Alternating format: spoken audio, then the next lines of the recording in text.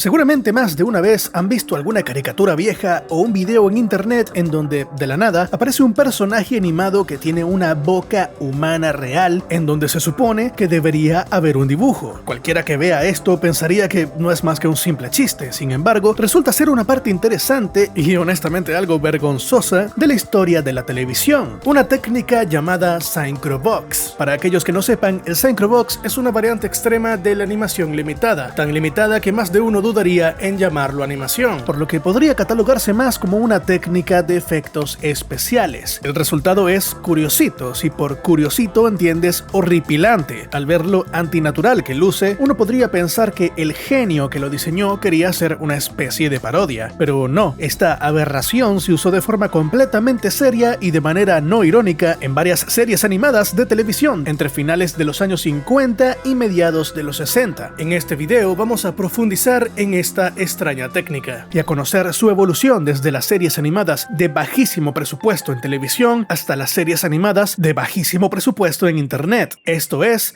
el Synchrobox.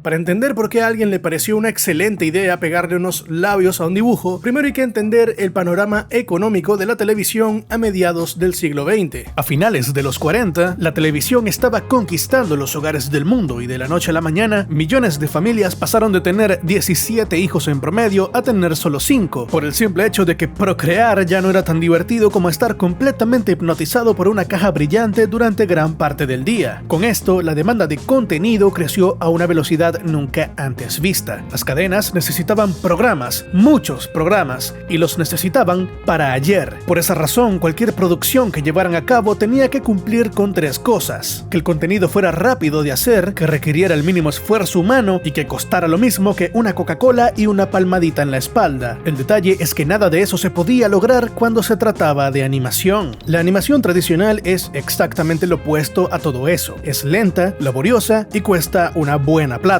Producir un solo minuto de animación tradicional para comerciales de televisión costaba unos $7,500 de la época. Para que se hagan una idea, ajustado a la inflación actual, estaríamos hablando de $90,000 por 60 segundos de un tigre vendiendo cereal. Como se podrán imaginar, gran parte del trabajo y del presupuesto en la animación se desvanece en el lip sync, es decir, en el simple hecho de hacer que un personaje hable y que sus labios estén sincronizados con el audio. Cada fonema requiere dibujar un bisema, o sea, una posición diferente tanto para la boca, la mandíbula, las mejillas y básicamente para la estructura facial completa. Por lo que una simple escena de 2 personajes hablando en el mismo sitio requiere cientos de ilustraciones y horas de trabajo. Y si multiplicamos eso por episodios semanales repletos de diálogos, el presupuesto obviamente sale disparado a la luna. Hacer las cosas al estilo de largometrajes de Disney era un lujo que la televisión simplemente no se podía dar. Disney se gasta millones porque sus películas se proyectan en cines, donde la gente paga por cada función. Por eso un relativo éxito hace que recuperen su inversión sin tantos inconvenientes. Pero la televisión funciona distinto. Los ingresos provienen de tener el rating suficiente como para cobrar por espacios publicitarios. Y eso no se iba a lograr transmitiendo los mismos 3 programas todo el día. Fue en este escenario donde nació la animación limitada, una forma más económica y rápida de animar en la que, en lugar de dibujar a un personaje completo cuadro por cuadro, se anima lo estrictamente necesario. Estudios legendarios como UPA o Hanna-Barbera ya habían demostrado que la animación limitada podía funcionar y ser artísticamente respetable. Pero claro, nadie se imaginaba que lo de animar solo lo estrictamente necesario se podía llevar al extremo, y alguien estaba a punto de cruzar esa línea.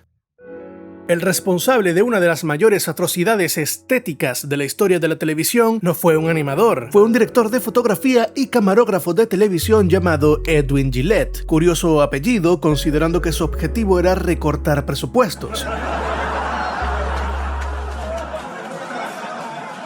El tipo, como muchos profesionales de la época, estaba obsesionado con encontrar formas más eficientes de producir efectos visuales. De hecho, su plan original era crear comerciales de comida para perros en el que los animales hablaran. Pero claro, entrenar a un perro para que hable de manera fluida toma unos 3 años más o menos. Así que en lugar de eso decidió hacer lo que mejor sabía hacer: filmar. Tengamos en cuenta que el proceso de edición de video en esa época se hacía de manera completamente analógica. Por ejemplo, si querías cambiar cambiar de escena, tenías que cortar las tiras de película con cuchillas de afeitar, probablemente de la marca Gillette, y pegarlas a otras tiras con cinta adhesiva. De ahí viene el icono de la cuchilla, por cierto. Y si querías combinar dos imágenes en una, necesitabas un aparato gigantesco llamado impresora óptica, que servía para superponer imágenes proyectando varias películas al mismo tiempo. Esta fue la tecnología de punta con la que se crearon las secuencias de naves de Star Wars o las escenas de un gorila animado con stop motion en medio de una ciudad real en King Kong. Precisamente este aparato fue el que permitió la creación del Syncrovox mediante un proceso llamado composición óptica. La explicación sobre cómo funciona la composición óptica es un poco densa y confusa. Quizás la podríamos abordar en otro video, pero por ahora quedémonos con lo siguiente. El proceso para hacer Syncrovox se dividía en dos partes. En primer lugar, filmabas, o mejor dicho, le tomabas una foto a una ilustración a la que literalmente le habías borrado o pintado de negro la zona de la boca. Luego filmabas a un actor de voz recitando sus líneas con la cara completamente tapada por un cartón negro, dejando al descubierto únicamente sus labios. Esa pequeña abertura se debía posicionar justo a la altura en donde se supone que iría la boca del personaje. Finalmente, al superponer ambas películas en una impresora óptica, la magia de la luz hacía su trabajo. Las dos imágenes se proyectaban una delante de la otra, fusionando la boca real con el dibujo. Como el audio de la voz se grababa en tiempo real, la sincronización de los labios era perfecta. Esta fusión se filmaba de nuevo en otro rollo de película y listo. Una vez perfeccionado el proceso, solo quedaba una cosa por hacer. Gillette se dio cuenta de que los canales independientes estaban desesperados por rellenar horas y horas de programación para niños y que su invento era la respuesta a sus plegarias. Así que unos años después se asoció con el productor Dick Brown y el caricaturista Clark Haas para fundar Cambria Studios. Juntos se propusieron demostrarle al mundo que podían producir series de televisión enteras usando el Syncrovox y una colección de trucos diseñados para ahorrarse el tedioso y molesto proceso de tener que pagarle a la gente por su trabajo. Y así, amigos míos, la era de los dibujos animados con bocas hiperrealistas había comenzado oficialmente.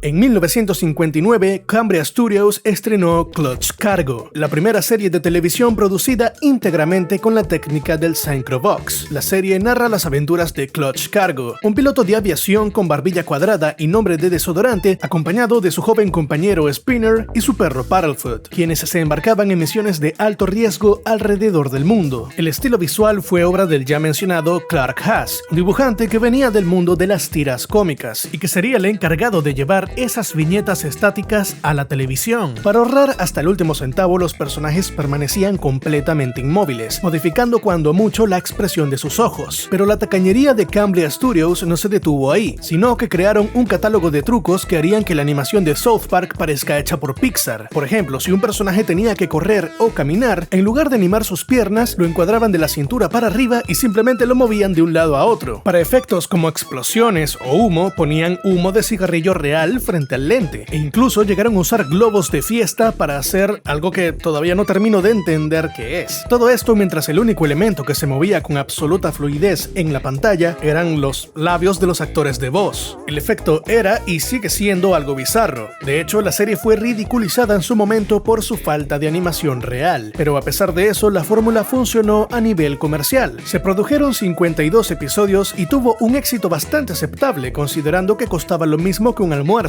generando hasta juguetes, cómics y libros para colorear, aunque estos obviamente no tenían bocas reales, ¿se imaginan? Tras el relativo éxito de Clutch Cargo, Cambria Studios decidió elevar el nivel artístico de su siguiente proyecto. En 1962 lanzaron Space Angel, una serie de ciencia ficción que seguía las aventuras de 3 astronautas. Para esta ocasión contaron con la ayuda de uno de los artistas más influyentes en la historia del cómic y la animación estadounidense, Alex Toth, el mismo que años más tarde diseñaría algunos personajes icónicos de Hanna-Barbera, como Space Ghost y Birdman. La llegada de Todd elevó la calidad visual, ya que sus ilustraciones eran sumamente detalladas, con sombras dramáticas y composiciones cinematográficas, dándole al proyecto un aire más parecido a una novela gráfica. El único problema era que la técnica de animación seguía siendo Syncrovox, por lo que daba igual que tan hermoso o estilizado fuera el dibujo. En el momento en que el protagonista abría la boca, todo se iba a la basura. El estudio intentó exprimir la forma fórmula una vez más en 1965 con Captain Phaeton, en donde narraban las aventuras del capitán Bill Phaeton y su tripulación a bordo de un submarino. Básicamente el mismo formato, pero ahora bajo el agua, en donde irónicamente seguía viéndose igual de sólido. Pero aquí surgió un problema que se hacía cada vez más evidente. Las producciones de Cambria parecían no tener evolución. El método de Gillette era una obra maestra en cuanto a optimización de costos, pero artísticamente era un callejón sin salida,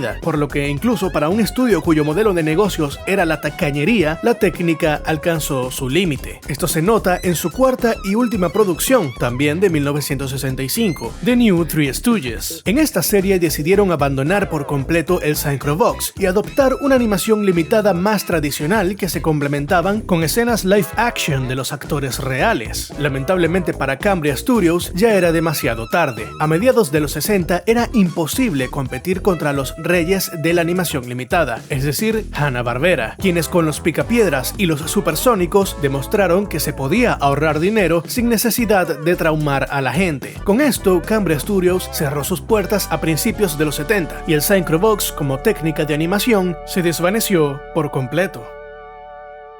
Aunque el Synchrovox desapareció como técnica seria, entre muchas comillas, su estética particularmente incómoda no se quedó en el olvido, sino que con el tiempo mutó para convertirse en un recurso humorístico. A partir de finales de los 90 y principios de los 2000, varios animadores rescataron este truco del baúl y le dieron un enfoque completamente diferente, el de romper el estilo artístico habitual y generar comedia absurda. Básicamente lo mismo que pasó con la rotoscopia. La técnica empezó a ser parodiada en mayor o menor medida, en series como los cortos de Looney Tunes, Coraje el perro cobarde, Las sombrías aventuras de Billy y Mandy, Padre de familia, una serie de cortos de Disney llamada Mrs. Munger's Class, que luego evolucionó a Centerville y que más que dar risa lo que hacía era incomodar, por lo que veo, e incluso apareció en el programa The Late Night with Conan O'Brien, en donde Conan conversaba con fotos de celebridades cuyas bocas estaban animadas con Synchrovox. Eso sí, más allá de estos ejemplos, existen dos casos que llevan la técnica un poco más lejos. El primero fue ni más ni menos que Bob Esponja. De hecho, literalmente vemos cómo usan el Synchrovox en todos los capítulos de la serie desde el primer segundo. Como muchos recordarán, los episodios de esta mítica serie de Nickelodeon arrancan con el icónico cuadro de Painty el pirata, ese retrato al óleo que rompe la cuarta pared para preguntarnos si estamos listos antes de ponerse a cantar el tema principal. Para quienes no sabían, esa boca real que se mueve en el cuadro pertenece al mismísimo creador de la serie, Stephen Hillenburg. A Bob Esponja este recurso le cayó de perlas. Sí, entienden, ¿no? Porque se complementaba demasiado bien con otra técnica insignia del show, de la cual ya he hablado a profundidad en otro video, los Gross Up Close Up. Algunos de estos acercamientos grotescos sumaban la técnica del Synchrovox, logrando una mezcla tan incómoda como asquerosa, que hacía que el remate del chiste fuera muchísimo más bizarro y, por supuesto, absurdamente gracioso. El segundo caso, que es de hecho bastante curioso, es el de Mr. Incredible and Pals del año 2005, un cortometraje animado que Pixar incluyó como extra en el DVD original de Los Increíbles. Este corto no disimula nada, es una burla directa, descarada y cruel a las viejas series de Cambria Studios. Literalmente imitan al pie de la letra a Clutch Cargo. Lo mejor de todo es que incluyeron un comentario de audio falso donde el propio Mr. Increíble y Frozono reaccionan al dibujo en tiempo real, y están completamente horrorizados por la absoluta miseria de la producción. De hecho, Frozono pasa la mitad del tiempo quejándose de que en la pantalla nada se mueve excepto los labios. Me parece interesante la ironía detrás de que el estudio de animación más avanzado y multimillonario del planeta homenajeara y se burlara al mismo tiempo de una de las formas más baratas y rudimentarias de animación. Sin embargo, si hubo un momento en el que el Synchrovox regresó para, ahora sí, generar un impacto mucho mayor en la cultura popular, fue en 2009 con el nacimiento de una auténtica leyenda de internet, la serie web The Annoying Orange. La serie comenzó con un animador llamado Dane Borekheimer, mejor conocido en internet como Dembow, que trabajaba creando contenido para JibJab, una plataforma que hoy en día funciona como una aplicación para crear tarjetas de felicitación, pero en aquel momento era una mítica página web de entretenimiento entretenimiento. El trabajo de Dane era precisamente darle vida a diferentes alimentos, que conversaban entre ellos justo antes de ser cortados o cocinados. Con esa experiencia diseñó el personaje de Orange, y el 9 de octubre de 2009 subió a su canal de YouTube el primer episodio de la serie. Era un video corto en el que una naranja se dedicaba a desquiciar a una pobre manzana, burlándose de ella una y otra vez. Este video, que empezó como un simple chiste o meme de internet, explotó a nivel mundial de una forma absurda y acumuló millones de vistas en cuestión de semanas. Esto motivó a Danebo a crear el canal oficial de Annoying Orange en enero de 2010 para transformar su pequeña broma en una serie de sketches en donde Orange molestaba a diferentes frutas y verduras, soltando chistes malos, insultos, juegos de palabras y esa icónica risa que daba dolor de cabeza, hasta que la víctima terminaba brutalmente rebanada por un cuchillo de cocina en una escena bastante violenta y llena de sangría. Eso era todo. Hoy en día nos quejamos del brain rot, pero por favor, miren esto, el brain rot ya existía en pleno 2009, solo que nadie le había puesto nombre. A diferencia del Syncrobox clásico de Cambria, aquí la técnica se modernizó un poco. En un principio, Dane grababa sus propios ojos y boca por separado frente a una cámara, y luego los incrustaba digitalmente sobre las frutas usando After Effects. Para ahorrar tiempo en la edición, solo filmaba un ojo, y luego lo clonaba para el otro lado, lo que lo hacía ver aún más extraño. Curiosamente, The Annoying Orange no fue la primera naranja en usar esta técnica, de hecho fue la tercera. Antes de que Orange rompiera internet, una agencia de publicidad llamada H2M creó en 2006 un personaje llamado Talking Orange para una campaña de concientización vial del Departamento de Transporte de Dakota del Norte. El parecido era tal que la agencia demandó a Dane y a su productora en 2011. Dane declaró que jamás había visto esos anuncios y tras revisarlos afirmó que los personajes ni siquiera eran similares. Al final el caso se desestimó y las partes llegaron a un acuerdo fuera de tribunales en 2012. Sin embargo, si escarbamos un poco más en internet, nos encontramos con que en 2008 un usuario de YouTube llamado Edmond Bruno publicó un video asegurando que en 1983 ya existía una naranja parlante hecha con Syncrobox. Demasiado específico, pero bueno, viene de un comercial producido por él mismo para una marca de jugos local que ya no existe llamada Yum Yum Cooler, donde aparecía claramente otra naranja con ojos y boca hablando sobre el producto. Esto tómelo con pinzas porque igual no conseguí mucha información al respecto, solo que bueno, no puedo dejar pasar la extraña fascinación que tiene la gente por animar naranjas con esta técnica. Como sea, el punto es que lo que parecía un meme pasajero se convirtió en toda una franquicia. Para enero de 2012, el canal ya estaba en el top 10 de canales con más suscriptores de todo YouTube, y debido a ese éxito, en 2011 Cartoon Network dio luz verde a una adaptación televisiva llamada The High Fructose Adventures of the Annoying Orange, que siendo honestos era una absoluta, total y completa mierda. Se emitió entre 2012 y 2014 con 2 temporadas y un total de 60 episodios. La marca se consagró expandiéndose a videojuegos para móviles como Kitchen Carnage o Splattered Up, ropa oficial, cómics, disfraces y juguetes parlantes. Sorprendentemente, la serie web principal va rumbo a los 1000 episodios y el canal sigue subiendo videos a día de hoy, acumulando casi 14 millones de suscriptores hasta la fecha. Obvio, ya no es el fenómeno viral de aquel entonces, pero no deja de llamar la atención que la naranja sigue chambeando para sacar a su familia adelante y estando 100% activa después de tantos años. Hoy en día, gracias a los filtros de Instagram, TikTok o Snapchat, cualquier persona puede replicar el efecto del Syncrobox en tiempo real, sobre literalmente cualquier cosa que se te ocurra, sin tener que pasar una hora editando. Sin embargo, si nos ponemos a ver el panorama completo, la idea de utilizar el rostro de un actor real para darle vida a un personaje animado no se quedó ahí. Al contrario, gracias a los avances tecnológicos, este concepto evolucionó hacia técnicas muchísimo más sofisticadas y complejas. Un ejemplo perfecto de estos son los VTubers, que utilizan software de seguimiento facial para leer los movimientos de su rostro a través de una simple cámara web, y con eso poder animar a un avatar digital en tiempo real. Aunque en este caso nosotros no estamos viendo la boca de la persona, el sistema sí que la ve, la procesa y analiza los visemas para decidir exactamente qué dibujo o qué malla debe mostrar en pantalla. Por otro lado, muchas de las películas, series y videojuegos más grandes de la industria han llevado esta misma idea al extremo absoluto, absoluto con sistemas avanzados de Performance Capture, logrando trasladar hasta el más mínimo e imperceptible parpadeo de un actor real a un modelo digital, aunque bueno, ya eso es tema para otro video. Así concluye la historia del Synchrovox, una técnica que comenzó como un truco barato para vender más comida para perros, terminó convirtiéndose en una de las técnicas de animación más extrañas y criticadas de la historia, pero también, irónicamente, en una de las más graciosas, en el buen sentido de la palabra. Sin buscarlo, nos terminó sacando unas buenas risas décadas después, y llegó muchísimo más lejos de lo que su creador jamás hubiera imaginado.